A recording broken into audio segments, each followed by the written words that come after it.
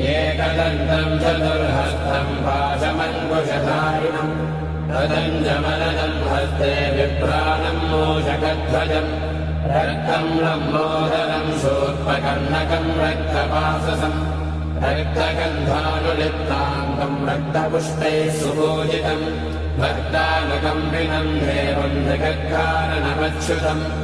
आविर्भूतम् च सृज्यादो प्रकृतेः पुरुषात् परम् एवम् ध्यायति यो नित्यम् स योगी योगिनाम् वरः नमो व्रातपतये नमो गणपतये नमः प्रमथपतये नमस्ते अस्तुलम्बोदराय एकदन्ताय विघ्नविनाशिने शिवसुताय श्रीवरदमूर्तये नमो नमः एतत् सर्वशीर्षयोधीते स्वब्रह्मभूयाय कल्पते स सर्वतः सुखमेधते स सर्वविघ्नैर्न बाध्यते स पञ्चमहापापात् प्रमुच्यते।